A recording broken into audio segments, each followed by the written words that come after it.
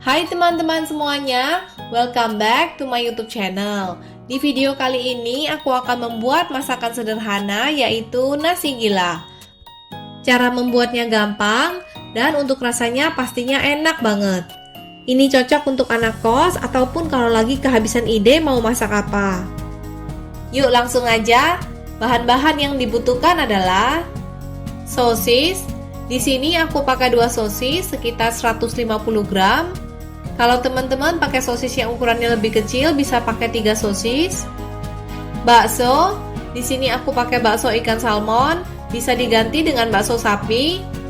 Telur, bawang bombay, minyak untuk menumis, sayur kol, sayur sawi, bawang putih, kecap manis, saus tiram, saus tomat, saus cabai atau sambal. Kalau teman-teman suka pedas bisa ditambahin sambalnya atau bisa juga ditambahin dengan irisan cabai, garam, dan merica.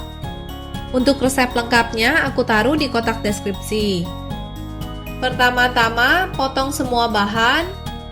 Semua bahan ini sudah aku cuci bersih sebelum aku potong. Untuk resep lainnya yang gampang dan cocok untuk anak kos seperti kornet kentang, sarden tomat, dan mie nyemek, aku taruh link videonya di kotak deskripsi. Untuk isian nasi gila, teman-teman bisa atur sesuai dengan selera, misalnya ditambahkan dengan daging ayam, ataupun diganti dengan sayur lainnya. Selanjutnya, panaskan panci, masukkan minyak goreng. Setelah minyaknya panas, masukkan bawang bombay dan bawang putih. Tumis hingga wangi. Lalu masukkan telur. Masak hingga telurnya setengah matang.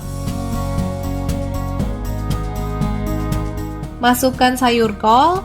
Di sini sayur kolnya aku masukin duluan karena sayur sawinya lebih cepat mateng. Sementara bahan-bahan lain seperti sosis dan bakso memang sudah mateng. Jadi nanti aku masukin belakangan. Setelah sayur kolnya mulai agak layu, masukkan sosis, bakso, sayur sawi, dan masukkan semua bumbunya seperti kecap manis, saus tiram, saus cabai atau sambal, saus tomat, garam, dan merica. Aduk hingga merata. Ini nggak perlu ditambahin air ya, karena nanti dari sayurnya bisa keluar air sedikit. Tapi kalau teman-teman memang suka nasi gilanya dengan kuah yang lebih banyak, bisa ditambahkan dengan sedikit air. Masak sebentar hingga matang. Tes rasa dan sesuaikan dengan selera. Kalau sudah sesuai dengan selera, segera matikan api kompor. Nah, sekarang tumisan untuk nasi gilanya sudah jadi. Bikinnya gampang banget kan?